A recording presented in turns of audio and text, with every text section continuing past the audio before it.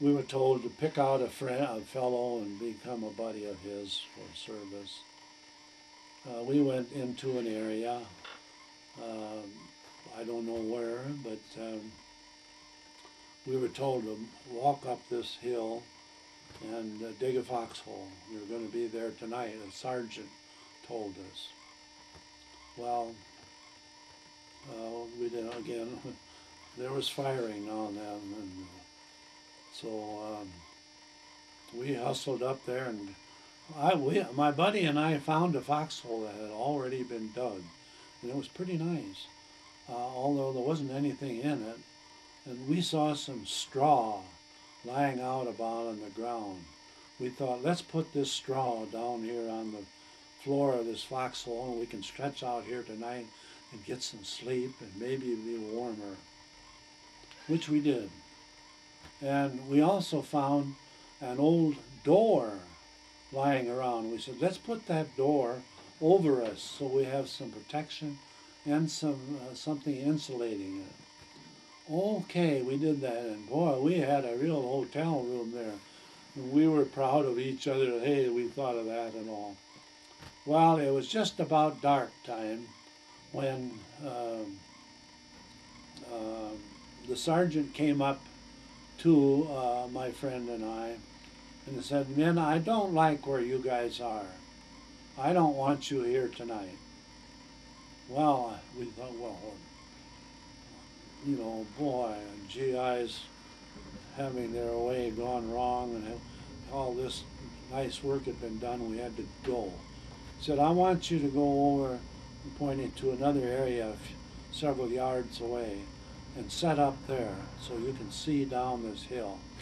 Now, as we looked then, before we actually moved, we could see 1,000 yards or more down to a grove of trees.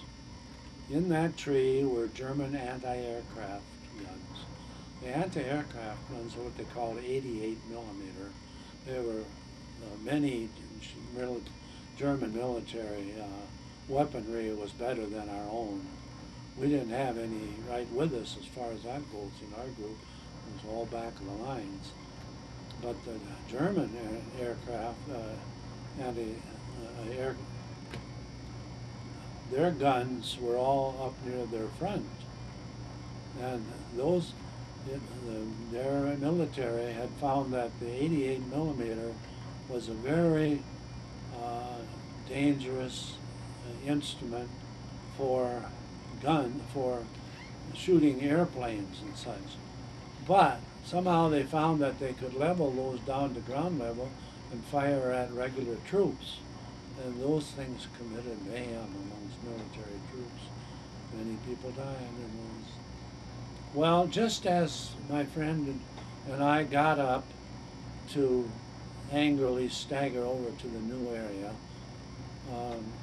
those 88s opened up. They could see up on this hill a sprinkle of men here and there. They decided, I'm sure the guys running those we'll have a little fun with those fellows, Bang, bang, bang. Now we have become slightly impervious to the sound of artillery. You could tell where the fire was coming from, how fast it was coming, even just about where it was going to hit. And when you could tell it was going to hit right where you were, you made a quick dive for cover somewhere. Well, so boom, boom, boom. 8 rounds came in, I remember counting.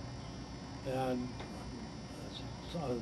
the sound of the first one made my buddy and I run like mad for that new area to see if there was a foxhole or something there, which there was.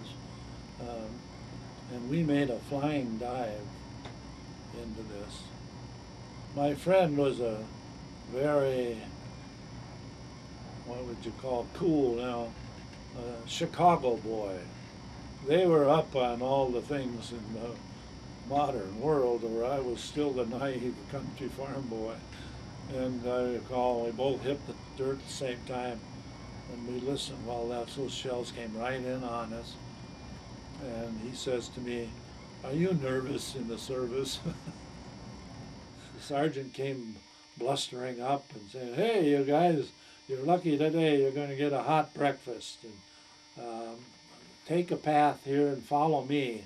He was going to lead us down to the bottom of the hill where the cook was and his aides and his pantry. And so, which we dutifully did, hurrying, both hungry and hot. Imagine that. In order to go, we had to walk by the first foxhole that we had been in and fixed up real nice. We took a quick look. We were stunned to see what had happened. A shell had fallen directly on that hole. It had dug another hole in the middle of where we had been lying. The door was all exploded into splinters. This was what was left of what we had been in just moments before that shell that did the damage hit. Can you imagine that?